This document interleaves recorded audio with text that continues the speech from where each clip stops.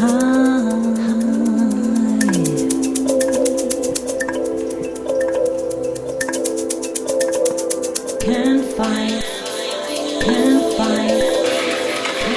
I'm going to roast some Jamaican Blue Mountain, Clydesdale Grade 1. This stuff, as you know, is about 5 times more expensive than other types of coffee. So a little nervous about roasting this. You know, it's $25 wasted versus $5 if you ruin the roast, and I've ruined many roasts, so this one I'm particularly nervous about. I'm going to be watching it very closely, and wish me luck. Here we go. So we get every bean. Each bean's probably worth about a dime.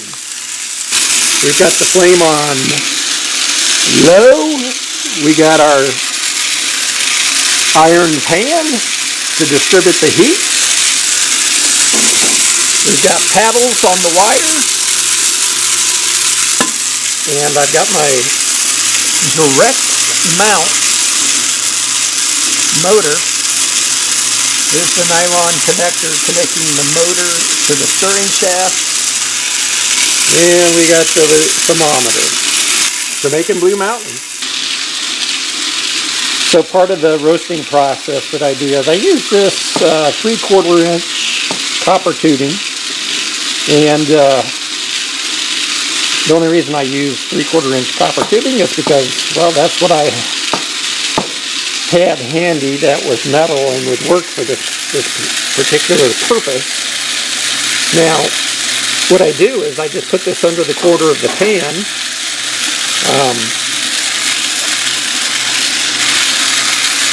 You put it under the corner of the pan to tilt it. Now the pan is tilted, so what that does inside the roaster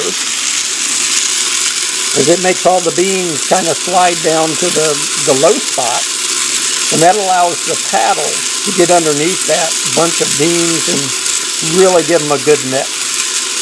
And you can tell a big difference in the color of the beans, in the uniformity of the color of the beans when it is roasted this way. So that is in conjunction with all the other things that I do. That's how I ensure a good uniform roast of the beans when you use the Whirley Pop roaster, because uniformity is the weakest part of roasting this way. So you have to do a lot of modifications in order to overcome that. The wires on the stirrer are not going to stir the beans well enough. Just put some paddles on your wires. Put an iron skillet underneath. Tilt the iron skillet just slightly in order to get the beans to stir more uniformly. Those 3 things will help you with your Whirley Pop roast. The other biggest thing you can do is when you start your roast, you keep that flame low. And the reason why you want to keep the flame low is because the first part of the roast, you're not roasting the beans. The first part of the roast is you're driving off the water. So if you get this temperature up too high initially, you're going to drive the water off on the outside of the bean, and then the outside of the bean is going to roast, but the inside of the bean is still going to have water in it. And if you've ever had green, grassy tasting coffee, that's why, because it was roasted too fast. You have to drive off all the water. Water boils at 212 degrees Celsius. So you can see right here, we're just under 200 degrees. So it's not, the water's not coming off yet. The beans are still warming up. And you want to warm them up slowly to get to that point. So that is the other thing that you can do to make your roast taste better. When do you turn the temperature up? When all the water has evaporated. because the color of the beans begin to change from green to yellow. When you see that transition from the green to yellow and there's no longer visible steam, then you are ready to turn the temperature up and start the roast. And that will guarantee that you'll have a good flavored roast. So the temperature is above the boiling point of the water right now. So water should start evaporating out of the beans, boiled if you will. And then you will begin to see steam coming out of here, but we don't see any of that yet. So when that starts to happen, I just took a peek in there and you can see some wisps of steam. Temperature is up to 250. You can see now the beans are changing color. They're at a nice light yellow, brownish color. So I'm going to turn the heat up because that means all the water is now driven off of the beans. So we can start the roasting process now. Got the flame up to the roasting level, a lot higher than what it was. It was like this during the drying phase. We're drying all the water off the beans, and now it's ready to roast. Thermometer is showing it's almost 300 degrees. So here's what the color looks like now. In just a few minutes, it's gone from a dark yellow to a light brown color. So it's proceeding along on the roast very quickly here. Temperature is almost up to 350, and I just heard my first bean crack. So it's just going into first crack. And then we're doing some Jamaica Blue Mountain going into first crack. So very exciting. Get to have some Jamaica Blue Mountain coffee tomorrow, hopefully. Cross your fingers if everything goes well. Lord willing. Now as it's going through second crack, it's starting to produce a lot of smoke. And I'll continue to do that all the way up into the first or second crack. Well, actually, it'll continue to do that until you take it off the heat. But it's just about done with the second crack. The first crack. It's just about done with the first crack. I don't know if you can hear that over the motor.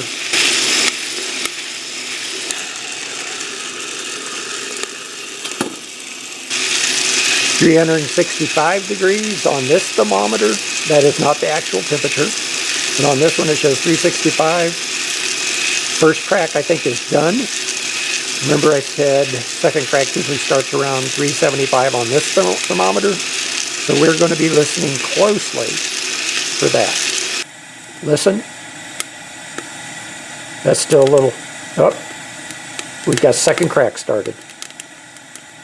Took it outside to put it on my fan. I've got this box that fits on top of a fan, and it blows the chaff off. And here it is, $25 a pound coffee. We're gonna have that for coffee tomorrow, and we'll give you our tasting notes on that tomorrow, which will be just as soon as I turn this camera off and turn it back on again. So here's a close-up of one of the beans. You can see it's very, very uniform in color. So all those techniques that I applied to the I was going to say weenie roast, to the Whirley Pop, I don't know. Maybe you can apply some of these techniques to your weenie roasting out when you're doing that to get your hot dog to roast more evenly. But you can see, for the most part, now there is some variation from bean to bean. Looks like that bean right there at the tip of my thumb, I'm poking that one out, is a little darker. Let's just take a look at that one. It's a little darker than the others. Looks like it might have got stuck under one of the paddles. It's got some chaff stuck to it. It's a little dark. Looks like some oil is coming out of it. So it doesn't look like though it's over roasted, it's just darker than some of the others. So it's not perfect. The techniques are not perfect, but they do improve, I'd say 95% improvement over doing nothing. Overall, I'm very happy with this roast. I just hope that, you know, the $25 cost, I don't know if it's going to be 5 times better than normal coffee or not. Probably not, but we'll see. So it's morning, and we have our Jamaican Blue Mountain. So we're going to give it an initial smell. Check out the aroma.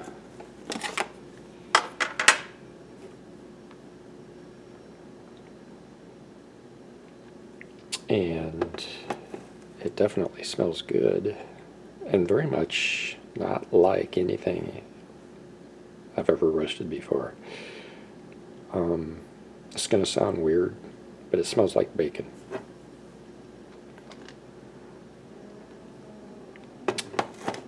My nose may not be the best, but that's just what it smells like to me. Quick Mill Vetrano 2B Evo.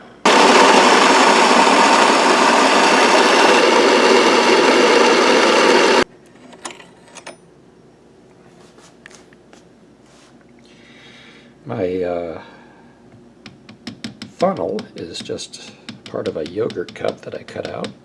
Fits in there very nicely.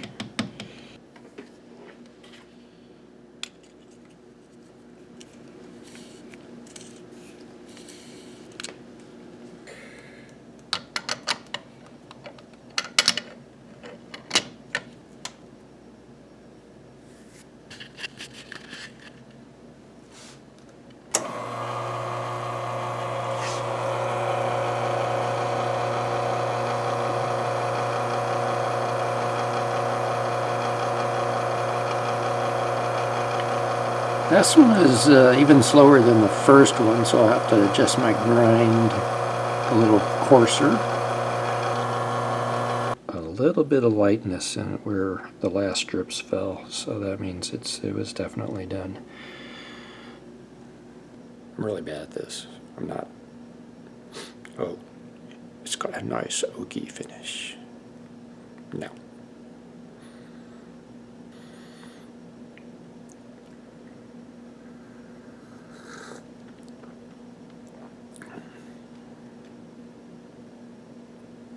I can tell it's going to be good. Espresso has cooled off a little bit now, and I should be able to get a good taste of it. There it goes.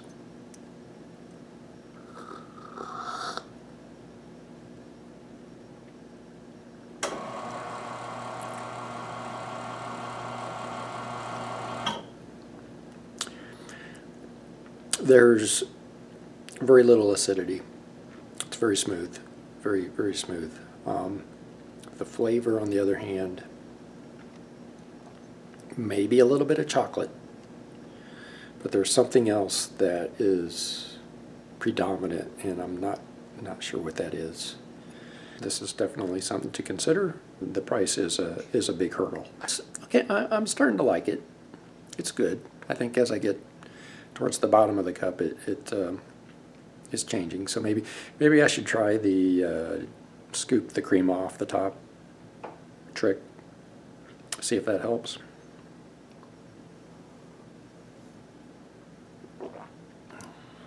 Because the bottom of the cup was significantly better than the first part of the cup. Not the best in the world. I mean, come on. I'm just a guy with a Whirley Pop, you know.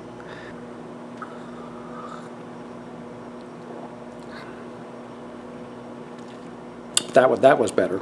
So I think a lot of it was the crema. I did another pull, but this time I weighed out the coffee. About 17 grams. It was probably 16.5 to 17. When I pulled it, I weighed out how much water was going into, and I stopped it when it started reading 31 grams, ended up with about 35 grams of water in there by the time it stopped dripping. And so The smell test, both my wife and I agree. It smells like nutmeg, a very wonderful aroma. Absolutely wonderful. Maybe a hint of cinnamon. So I haven't tasted it yet, so let's taste it, see what this tastes like.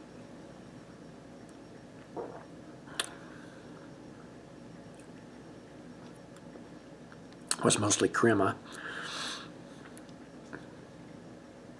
It has hints. It has hints of the nutmeg.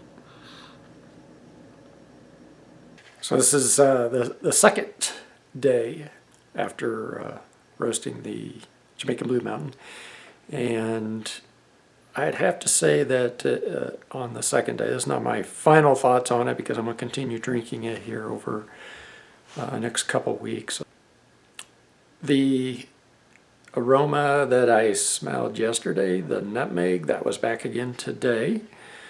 And so a very pleasant aroma, and I was actually able to taste it in the cup. So my final thoughts on the taste of the Jamaica Blue Mountain is nutmeg, very smooth, non-acidic, which is something that I enjoy a lot. I don't like the acidic coffees, but definitely Jamaican Blue Mountain, nutmeg, probably a hint of chocolate, you know, very, very subtle, not something that just comes out and makes me think, wow, it's chocolate. But I mean, you can sense it there. So smooth, non-acidic, nutmeg, slight chocolate. I expect that over the next few days, those flavors will come out more fully. Should you try Jamaican Blue Mountain? I'd say by all means try it. You know, it's certainly not going to be my daily coffee. I mean, I think though that at that price point it tastes that good. So those are my final thoughts. You know, try it yourself. You know, it's only, if you just do it once, it's only $25. Try it, see if you like it. Maybe it's something that you would probably try more often and have for special occasions. If you've had Jamaican Blue Mountain, if you've roasted it yourself or tried somebody else's roast, and you have comments on how you think it tastes, by all means, share those comments. Everybody's taste buds are different. Everybody likes things that are different. So, by all means, share your thoughts on what you thought about the Jamaican Blue Mountain. And, you know, if you've had some of the other expensive coffees like Kona or that Civet Cat Poop coffee, if I can say that on YouTube. If you've had that, what's that taste like? You know, I mean, once you get past the initial idea of the fact that you're eating something that, well, you know, how's that taste? If there's any others, share them in the comments. Let us know what you think. Would you buy Jamaican Blue Mountain on a more frequent basis than just to try it once? Is it good enough to do that? But those are my final thoughts on it. $25 a pound coffee. Was it worth it? It was worth the experience of doing it, okay? It definitely was worth the experience of doing it, see what it tastes like. It's not going to be my everyday coffee, that's for sure. I'm not going to order 60 pounds of it, even though you can get a discount. Leave your comments below. Thanks.